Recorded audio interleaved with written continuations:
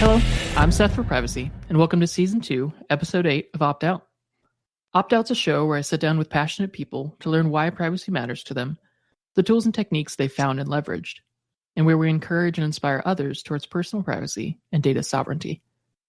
Have you been considering a more privacy-preserving search engine, but you're not really sure where to start?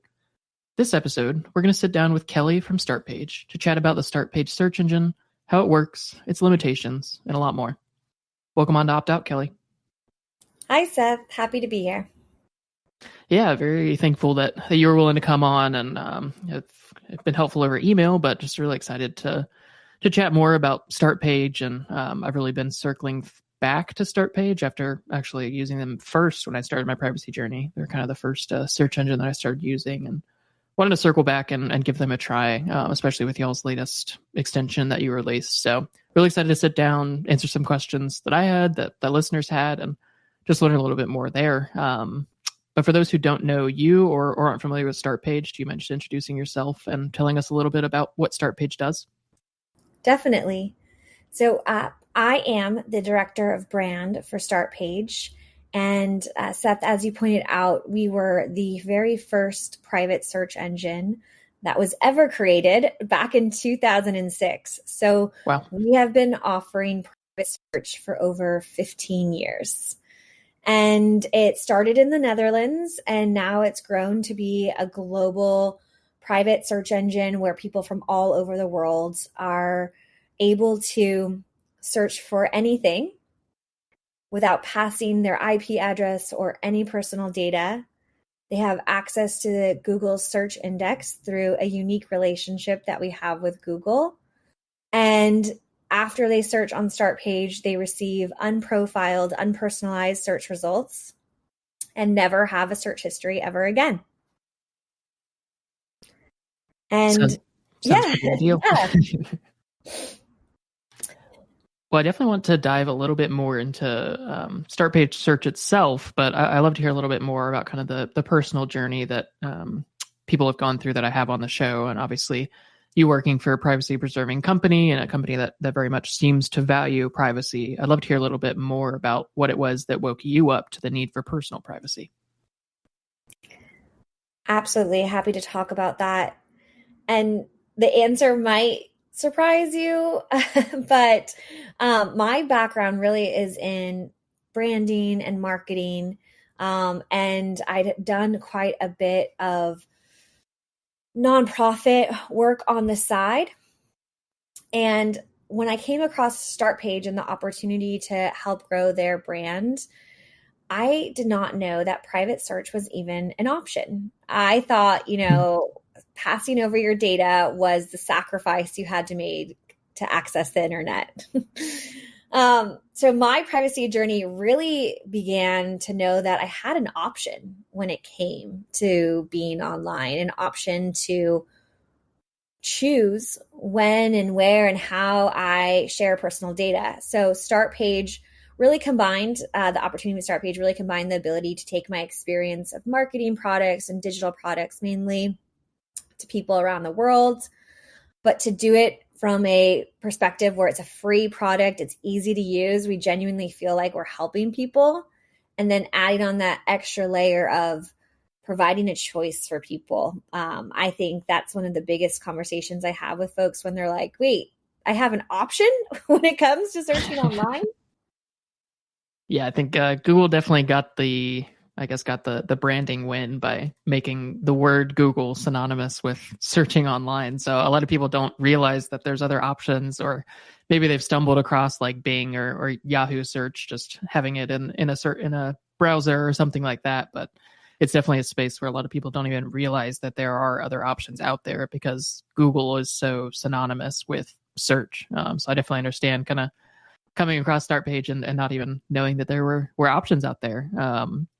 But you mentioned that Startpage was started 15 years ago, which is pretty crazy because that's very early on in really the search engine space, much less the privacy space and the privacy preserving search engine space. So what was it that prompted the creation of Startpage all the way back in 2006? Yes, well, it was well before my time, but I've talked to Robert, our founder, about this many times to to get this story from him, and it is quite interesting. He was working on and had a meta search engine called iXQuick, and he was working with his engineers, and they were going through the data that was being collected on people. And Robert E.G. Beans, our founder, he has a legal background.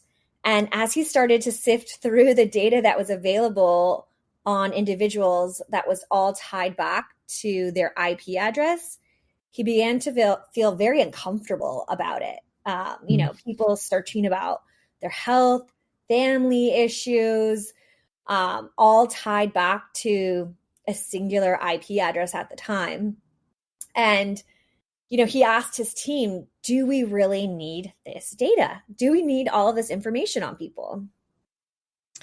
And at the time, and I still think it is the thought process of a lot of companies, is we don't know if we need the data, but let's store it because we might need it at some point, or we might be able to sell it and make a profit from it at some point.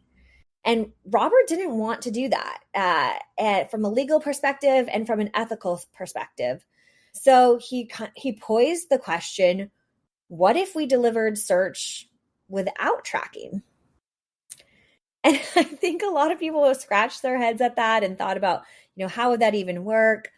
And at the time, he had great relationships with some of the folks that were building Google and spreading it and in Europe.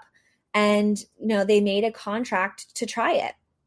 And the reason why he chose Google over a Microsoft Bing is, as you said before, Google is synonymous with search. They've built the world's best search index.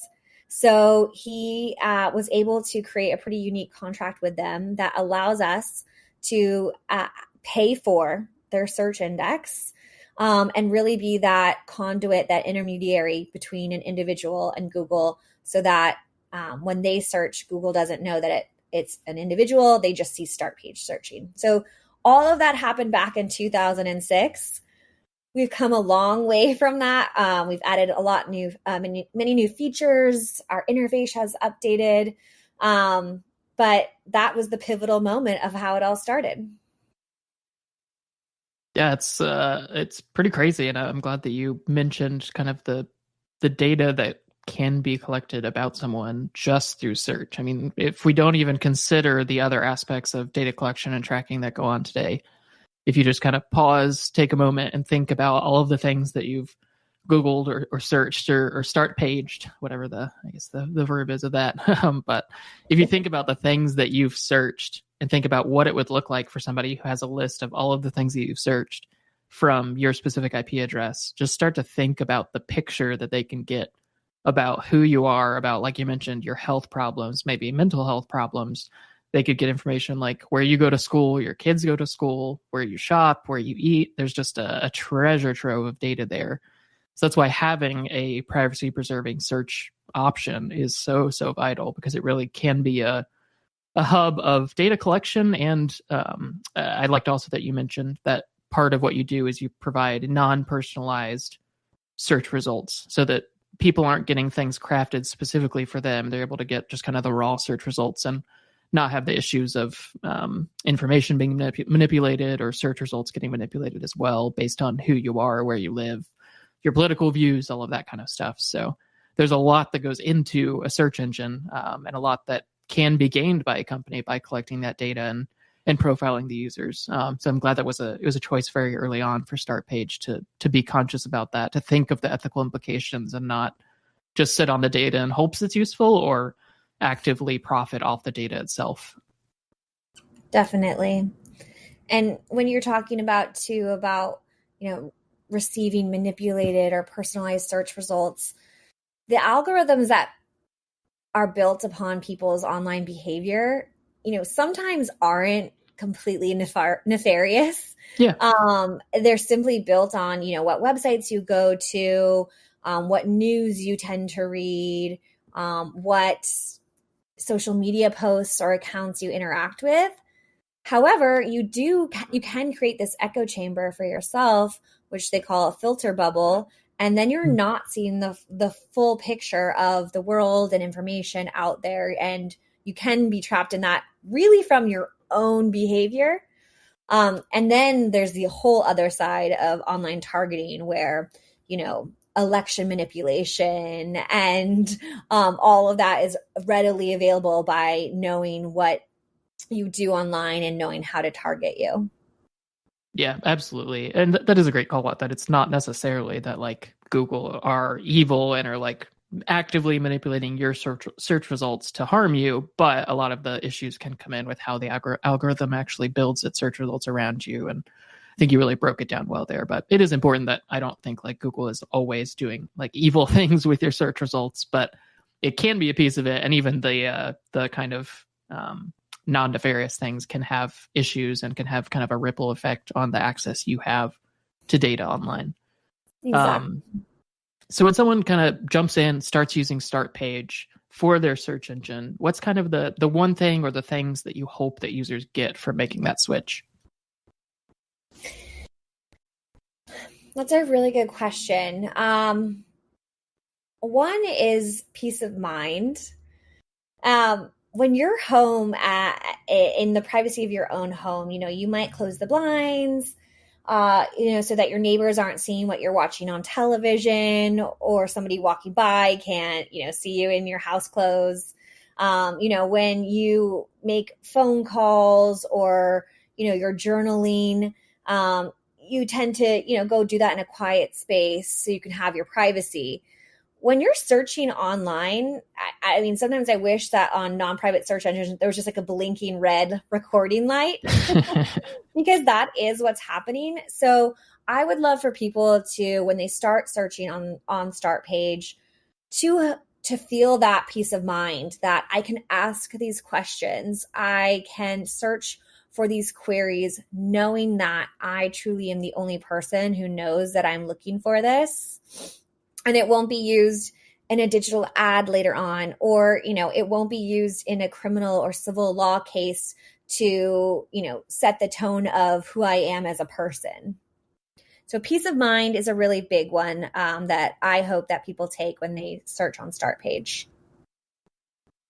Yeah, and I think that's such a good point in the general privacy space, and something that I don't think I harp on enough, and I don't hear other people in this space harp on enough either, just in that people I think kind of view people who care about privacy, like myself, like obviously you and Startpage. I think sometimes there's the view that we're kind of paranoid and constantly trying to figure out who's watching us and all of these kinds of things. But a big piece of really starting to care about personal privacy more deeply is to get that peace of mind of knowing that we're not having to worry about the search engine that we're using, collecting all of the data around our search results and building a profile on us and all of the things that go with that. But it really is that peace of mind as you start to build out your toolkit, build out your personal privacy. It helps you to be able to step back and not have that constant nagging thing in the back of your mind going like, what's this data going to be used for? Like, how can this search that I'm putting in now come back to bite me later on? Or how can this be combined with what I just posted on Facebook? Or how could all of these things come together? It really is that peace of mind that comes with taking back control of your data and taking back control of your personal privacy and being able to really step back and say, like, I feel good because I don't have to worry about these things. So that's a huge part of it. I'm glad that you brought that up as a key thing that users hopefully get from using Startpage. Yeah, definitely. And I mean, you and many other privacy experts have done a great job outlining all of the very technical reasons. And just peace of mind is just that really human reminder that, hey, you don't have to sacrifice your privacy to access the internet. Absolutely. Yeah, there can be convenience trade-offs, but you don't have to give that up to be able to still have an online life and still live like a relatively normal human being. Yeah, and that's the whole point of it too. Like Startpage is meant to be that Venn diagram spot in the middle where it's convenience and privacy. It's free to use, and we do that by serving contextual ads. So there are 3 clearly marked ads at the top of every search results page, And those ads are populated by your search query. So if you search for bicycles, an advertiser who has purchased the search query term bicycles will show 3 ads there. So that's how we're able to provide a free product for anyone to use. The advertising on there isn't behavioral, like bicycles, somebody who recently purchased X product, lives in X area, is of X demographic. And so that convenience part of offering it for free for people, and then making it super easy to use. You go to startpage.com and you set it as your homepage, or you install our extension and it sets your search to default immediately. We're really trying to bridge that conveniency, privacy story. Yeah, I definitely love that. And I think I'll do a good job too of making it feel very familiar to someone who's used to using Google search. It's a pretty easy transition there. Oh, that's good to hear. Yeah, definitely.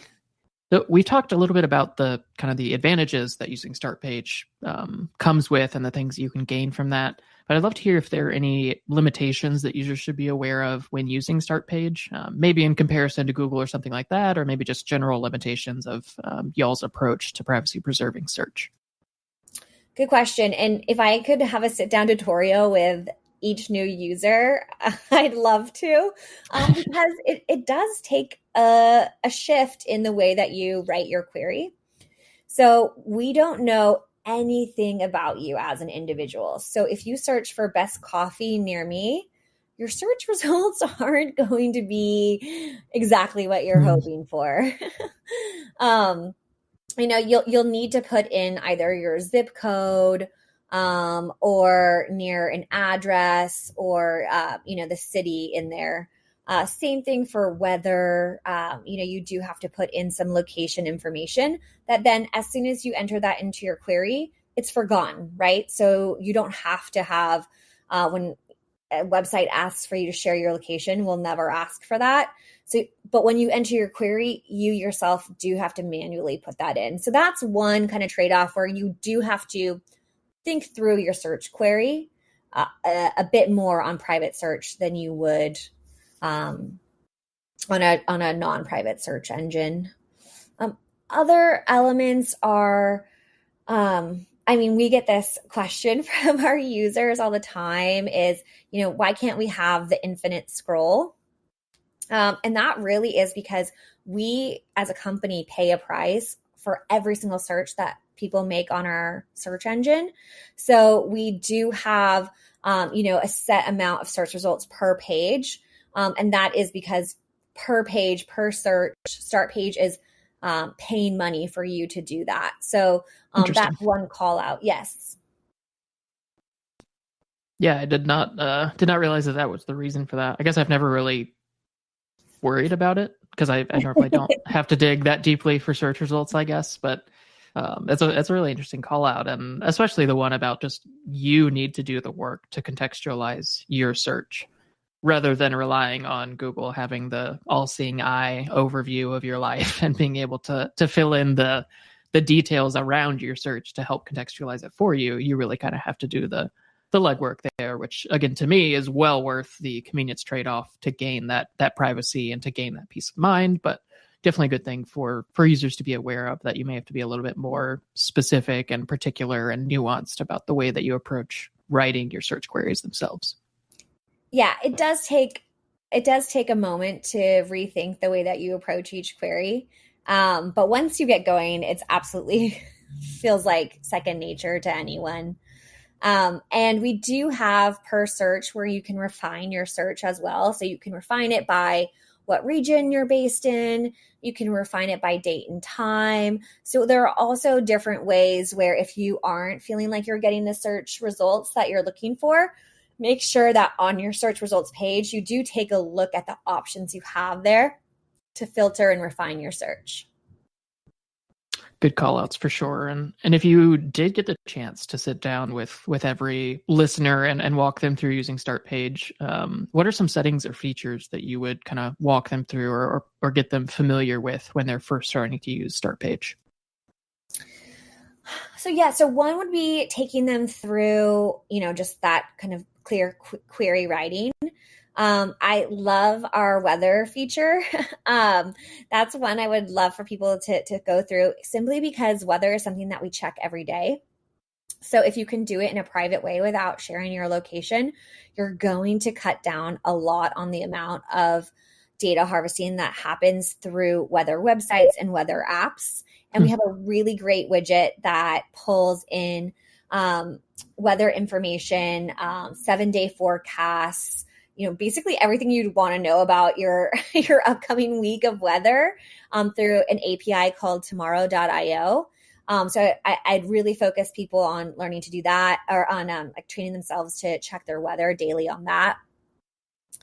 Another feature that is just quick and easy to use is our language translate feature. I work on a global team, really kind of based in the Netherlands, Germany, and the US. So constantly translating back and forth. And there's an excellent, completely private language translator that has made my life easier. So that's one that I'd want to plug for somebody joining. But everything too, from accessing a calculator to checking stocks information. There's some fun, really cool features that we've come out with that unless you're using it daily, you might not know about. Awesome. Thanks for walking us through that. And I'm curious, where do you get the translation results from? Is that something that you're also pulling from Google, or is there a different service that you're using for the translation itself? Yeah, for the Google one, or from this translate, it is from Google. Okay. But for like weather, for stocks, for calculator, we're actually pulling in those from other sources. So not all of our search is directly from Google. We are starting more and more partnerships and indexes to pull from. Awesome. And this can be a little bit of a weird question or awkward one, but I think it's really helpful to kind of take a look at and compare Startpage with the other alternatives that are out there. So I'd love to hear your thoughts on kind of what other tools are out there that are kind of the key competitors or alternatives, depending on how you want to look at it. And then maybe just what makes Startpage Search better or unique, in your opinion. Not awkward. I mean, the way that we look at it is rising tides of privacy lift all ships. And so, I mean, let's just say it, like DuckDuckGo has done an incredible job to raise awareness on privacy, from having, a fantastic articles published in the New York Times about privacy, and, the ability to do contextual advertising over behavioral advertising has been fantastic. They also have people who are helping support better legislation around privacy. So, we really do look at DuckDuckGo not as, a competitor as much as somebody who's done fantastic work in raising awareness around privacy. That said, they are the most comparable product to Startpage. So probably useful for me to compare Startpage's search engine to their search engine. The main difference is that DuckDuckGo is a US based company. Startpage is a Netherlands based company, and we take that nuance different pretty seriously at our company.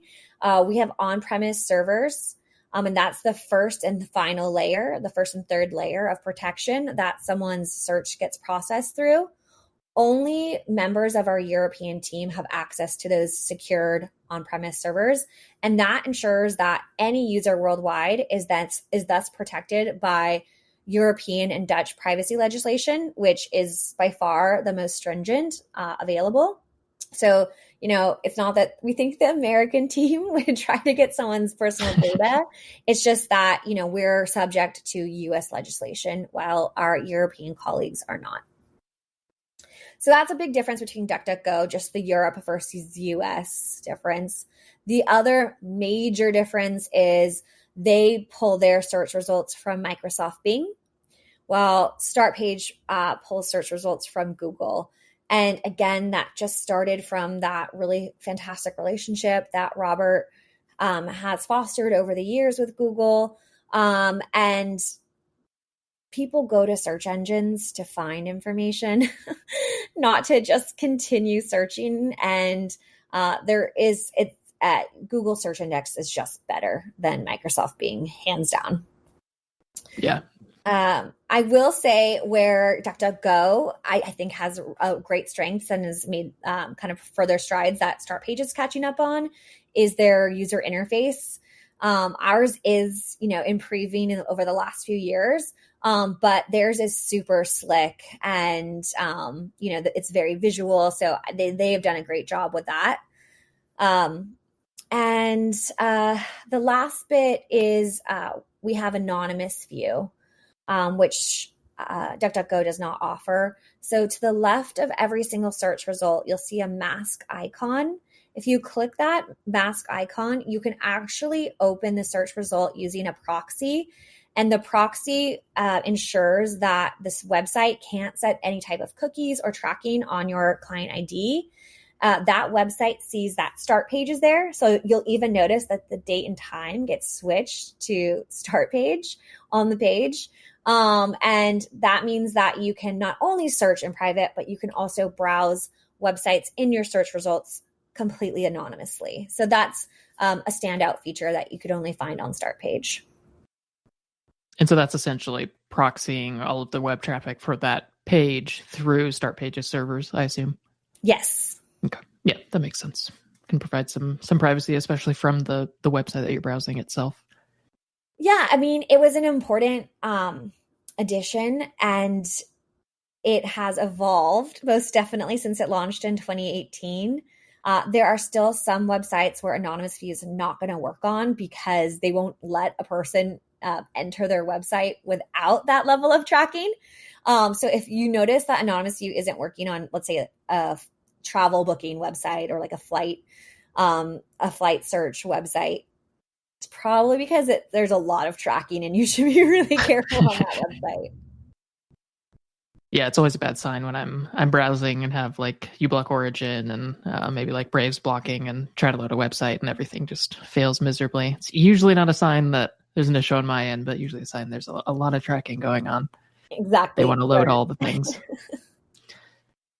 So you've mentioned that really the location of Startpage is an advantage, and that helps with just data privacy laws and the approach that you take to actually hosting Startpage's servers. As far as that goes, kind of how is logging handled by Startpage? Like what logs, if any, are kept of users' activity? What's the retention period if you have one? That kind of thing I think is useful for people who are looking into using a central solution like Startpage, which, while privacy preserving, obviously y'all will still get the source IP and stuff like that, and then can choose what to do with it. So I'd love to hear a little bit more about your approach to logging users and what happens there. Good question. So we don't log any type of personal information, IP address, nothing like that. We don't log a person's search query or search history. What we do know, and this helps us from a business perspective, is at the region level, country level, the volume of searches on Startpage per day. So never to the singular level. We'll never know, like, this person hit this many searches. It's all anonymous and cumulative. But we do know region and country level, the volume of searches per day that we're receiving. And interestingly, more than half of our searches come from Germany. Huh. Would not expect that. Yeah. So, I mean, we started in Europe, in the Netherlands, which is, just a stone's throw. And also Germans are incredibly privacy aware, both from historical injustices that have occurred through to also, just big tech didn't kind of grow up in Germany. So people are more skeptical of these US tech products coming in and, where's my data going, which is a great, great thing.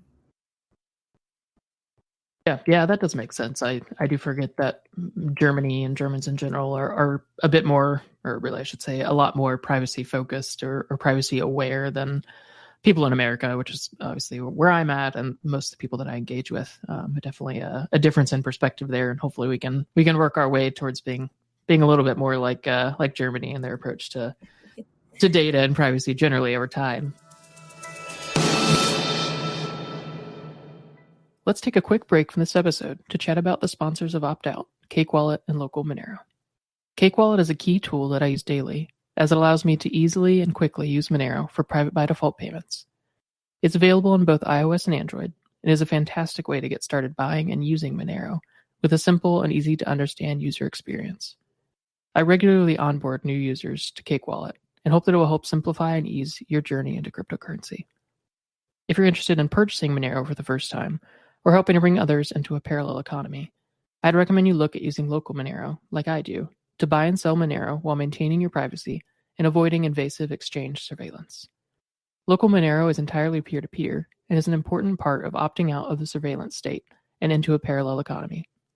Thank you to both sponsors for their incredible support and partnership, and I hope you'll take a moment after the episode to learn more in the show notes or at optoutpod.com/sponsors.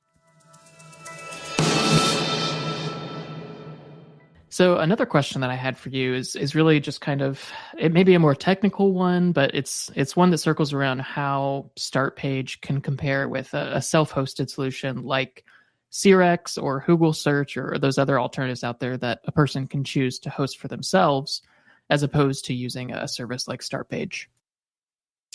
Yeah, so SEARX, Whoogle, the main difference between them and Startpage's private search engine are that they scrape search indexes out there. Another word to describe them are crawlers. So one is it's going to take a little bit extra work on the user side to self-host that. And also there's a lot of privacy implications that go along with that, that make your self-hosting, that make something slightly less private than what you'll get by just going to startpage.com and entering your searches there. The search indexes that SEARX and Whoogle are crawling, they have their own defense mechanisms on there to prevent that. While it's not illegal, they are considered, bad actors, and it's something that the search indexes want to avoid. So a lot of times they'll block these bad actors or offending IPs, networks, so that they're protecting their search index and their systems that are built from them. So really, I mean, at the end of the day, the major difference is the self-hosting work that you're going to end up doing, the clean interface that you'll get by using Startpage's search results and being able to filter and adjust what your search results look like. And then at the end of the day, too, Startpage does pay to access those search indexes. We're not using any type of crawler that would be considered a bad actor. So by using Startpage, you're also funding a business that, is paying to provide privacy in the right way. Yeah, and you hit on a couple, I think, really key points. And that last point you made is a really important one, that while people can use things like SEARX or Whoogle, it is important that if we align with the ethos and the ideals of a company like Startpage, somebody who's really does seem to be caring deeply about the personal privacy of their users while building a profitable business, a way that we can give back and help to grow that ecosystem is to use those tools. Like you mentioned, y'all earn revenue and are able to be profitable through the three kind of ad results, the contextual ad results that you provide at the top of each search. So when users choose to use Startpage, they are helping to fund a company that aims to be privacy preserving and that does care about the privacy ecosystem as a whole. So I think that's a really important one. And then also the privacy implications of self-hosting a search solution. It is really important that people understand that if you host something like SEARX or Whoogle at home, you're not really gaining privacy from the search engine that is underlying that. Like Whoogle is using Google search results. So if you're using Whoogle and you're not using the Tor functionality that's built into it, your IP is still being sent directly to Google. What you are doing is you're gaining an interface that's stripped of the trackers and bloat that goes into Google's search engine, but you're not necessarily gaining privacy there. And the same would go for if you were hosting those things with a VPS provider. They're likely logging the incoming and outgoing traffic, and they could have a picture into the ways that you're using those self-hosted search engine tools as well. So there's definitely some privacy implications that people need to understand what they're getting, and if they're using it for kind of a new interface on top of Google or something like that, I think that's definitely a key advantage of those. and you can self-host it and gain that. But if you're looking for privacy, you need to be very conscious of the approach that you're taking there to ensure that you're actually gaining privacy from the underlying search engine that, like you said, is being scraped or being pulled by a tool like SEARX or Whoogle search. Wow. Very well said, Seth. So I'd love to pivot a little bit into the Startpage Privacy Protection extension. It's a mouthful that y'all just launched and hear a little bit more about that. So the first question around that is really just kind of what prompted the creation of the new extension? Yeah, well, we touched on it a bit before. We're always thinking about how do we make Startpage more convenient for people? And then the second question is also, how can we as a company better protect individuals' privacy rights? So the extension works in two ways to help users with that. So one is instead of having to go to the browser, change your default search to Startpage, or set Startpage as your home page, you can install the extension and immediately Startpage becomes your default search on Chrome or Firefox. And so that's a very convenient one install, you're set. You can then begin searching directly from your address bar. The other element of it is that we wanted to be able to protect people beyond private search. And with this extension, once it's installed, immediately on websites that you're on, it will block trackers and cookies. And so we did a little bit of a testing research assignment with some of the most popular websites. And on some of the new sites, there were over 40 trackers and cookies per visit. So with the extension installed and this automatically blocking trackers and cookies, you can block a significant amount of third-party trackers that would have been set on your client ID immediately. Another cool feature on it is that it shows privacy scores per website that you're on. So it just gives you that visual understanding of, okay, I'm on a website that has poor privacy practices. I should be more aware here. And it allows the individual just to have a bit more control and information about what they're doing online, which is a huge thing for us, is just making sure that people are aware where they are and, where they're safe or not.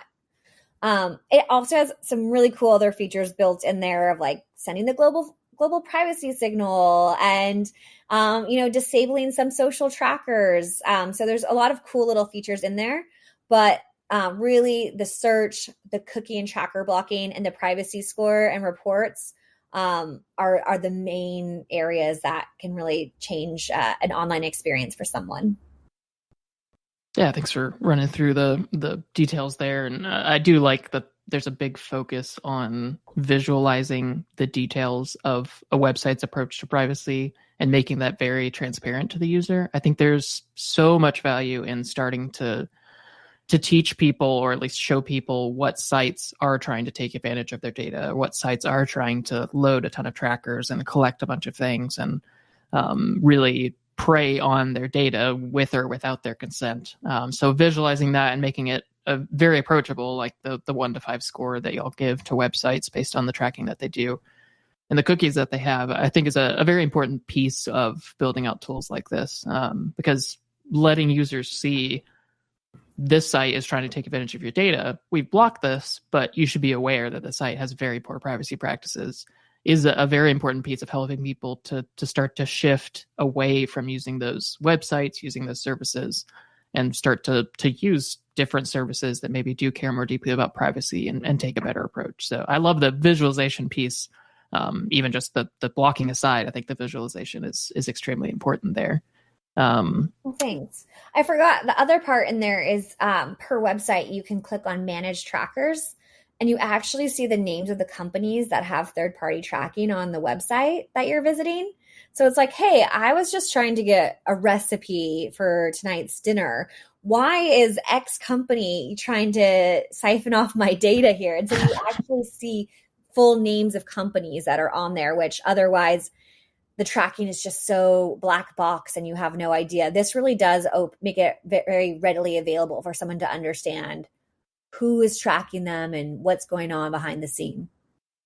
Yeah, and understand the scope with which companies like Google and Facebook are both notorious for having tracking or analytics built into websites all across the internet, seeing how pervasive their tracking tools are in sites that have nothing to do with Google or Facebook or anything close to them. Yep. But even then, their kind of fingers are in there as well, trying to track the things that are going on. What limitations should users be aware of when using Startpage Privacy Protection? I mean, so it is protecting people from third-party tracking, not necessarily first-party tracking, which, is a big deal. First-party tracking is where a lot of future tracking is moving towards. And that is why you do need to look out for the big tech behemoths because, from Amazon to Facebook, they've created these worlds, these ecosystems where they're creating first party data opportunities to track people. So the extension won't protect you from first party tracking. That is definitely a limitation people should be aware of. And you mean first party tracking in the sense of like if you go to Amazon.com, even if you block the other trackers that are built into Amazon.com, Amazon obviously has visibility into the things that you do on that web page because they own the web page. That's the way you're kind of referring to first and third party privacy. Exactly. And then they can use that data about you to sell advertising to advertisers through Amazon's own advertising network. Yeah, perfect. Just wanted to make sure that I understood the lingo you're using there for sure. That's a good clarification. So also how does, and I'll just shorten it to SPP to save some breath, but how does SPP compare to other similar tools? And I know there are differences here, and we talked about it a little bit over email, but I think it's helpful for people to understand the differences in approach between something like SPP versus uBlock Origin, or I know DuckDuckGo has a somewhat similar extension called DuckDuckGo Privacy Essentials. Would you mind kind of breaking down the differences there? Sure. So with uBlock Origin, theirs is an ad blocker. So that tool can be used in conjunction, and we recommend it to be used in conjunction with SPP. I like that new naming. I like it. I'm like, oh, can I get a t-shirt? They aren't competitors so much as complementary products, uBlock Origin and SPP. So that would be sort of the main difference there. And then in regards to Privacy Essentials by Startpage, both extensions are using the open source code from Privacy Badger. So the level of cookie and tracker blocking that you're going to receive from both extensions is basically on par to the same thing. Interesting. Really where the difference lies is their default search engine will be defaulted to Startpage, meaning you'll get Google search results in private. Whereas if you use Privacy Essentials, your default search will be switched to DuckDuckGo, meaning you're going to receive their private search results from Microsoft Bing. And then the interface is different when it comes to Startpage Privacy Protection. We've chosen a grading system of 1 to 5, 1 meaning the lowest, worst privacy practices, and 5 meaning there is no third-party tracking occurring. And we give those based on the true scoring of that website, not just on what the extension has improved that website to be at. So you get that kind of true score. We also allow you to go in and click manage trackers. So let's say your extension is installed and you're on a web page and you're just not able to open certain pages, or you're not getting the full functionality of that website. You can go in and change the manage tracking settings to block all, allow certain ones, and really that makes sure that like certain websites don't break just because the extension. So you have a lot more control and power. And then lastly is the privacy report. So you can click in at any time into your extension. In the top right corner is a little chart icon, and it shows you your privacy report, which is really fun to see. It kind of shows you value at the end of the week or day. You can check in whenever. I just popped into mine. That I have installed on Firefox, which is the browser I have open right now. Since using Startpage Privacy Protection, I have blocked 13,000 trackers and 5,703 cookies. So I can look into this report whenever I want. And it's just kind of like a fun reminder that like, hey, like I installed this product completely for free and I can just already see the value that it's providing. Yeah, it's a great kind of gamification of privacy to let people kind of see some of the stats and fun details around how much has been done by that extension, which I think is, again, it's kind of looping back to the value of exposing those details to users so that they better understand the advantages that they're gaining from using tools like this to help preserve their privacy online. So I love that those metrics are bubbled up and bubbled up in a way that's kind of consumable by the average person and not something you have to have a PhD to understand when you're looking at it. So I think it's a very important piece of tools like this. Oh, good. I'm glad you like it. Yeah, I've been enjoying it. I've started using it since we kind of chatted initially over email. It's been a good experience of kind of playing around with bouncing back and forth between it and my own Whoogle instance and other things. But it's been a good experience so far, and definitely going to keep exploring using it. But I do have a couple more questions for you. And the first one, we've touched quite a bit actually on the way that Startpage is funded, or at least we talked on how the actual search results provide funding for y'all through the 3 ads at the top of each search result, and how you pay Google for the search results. Is there anything else you'd like to add on kind of how Startpage is funded, or how y'all have made this approach to private search sustainable? Yeah, I touched on it in the beginning, but it's worth going deep on here as well. And that's really our commitment to contextual advertising versus behavioral advertising. So I'll start with behavioral, which is the bad one. Behavioral advertising really is the collection of people's data and then creating a profile around that individual. So advertisers or politicians, you name it, are able to select interests and characteristics of a person and then target them with messaging. Behavioral advertising is a huge industry, and it comprises of the big ad networks, data harvesters, and the likes. And really, it has become over the last decade or more the go-to form of ad buying for companies and brands. As you know, Startpage has been around for 15 years, and we have only ever practiced contextual advertising, which we feel is a really privacy-respecting way to advertise to people.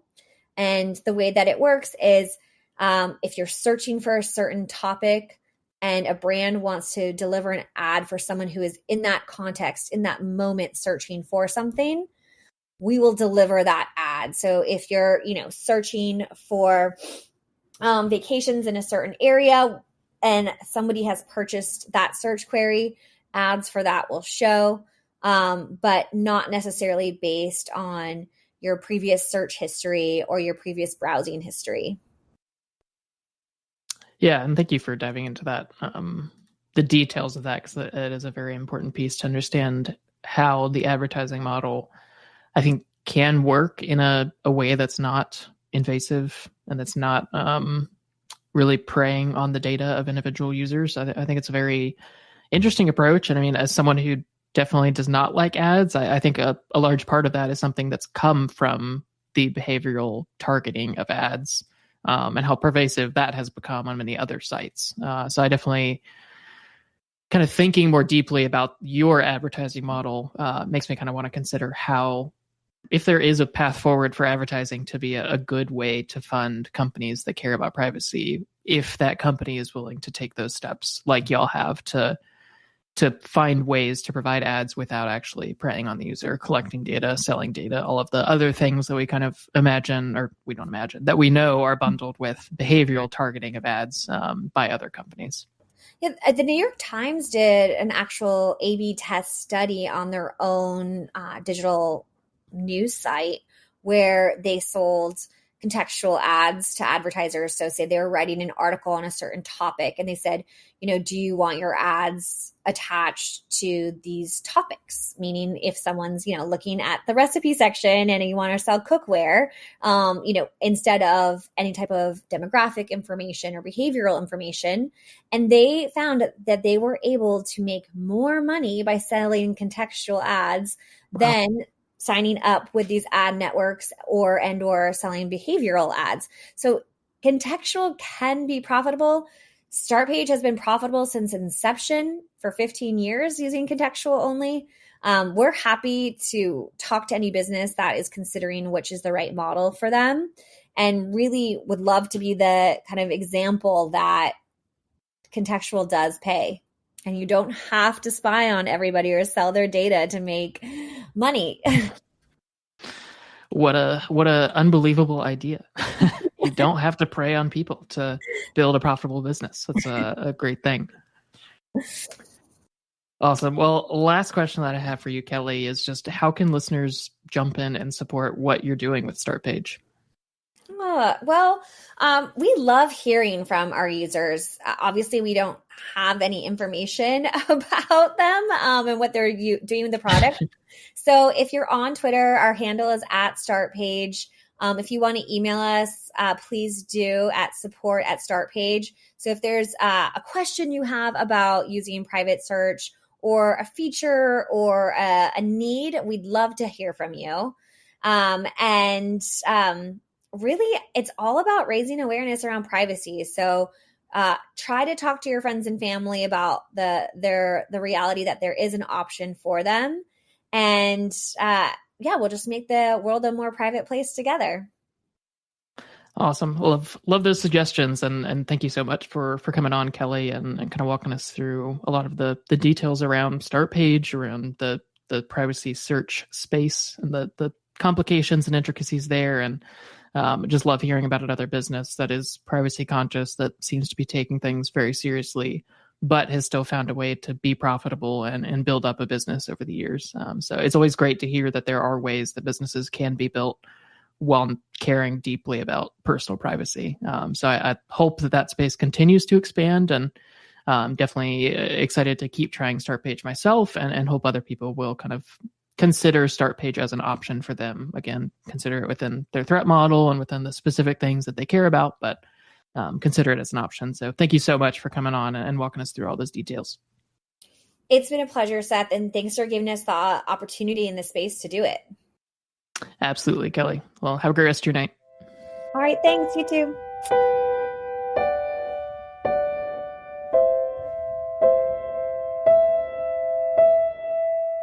Thanks for listening, and I hope you enjoyed this episode of Opt Out.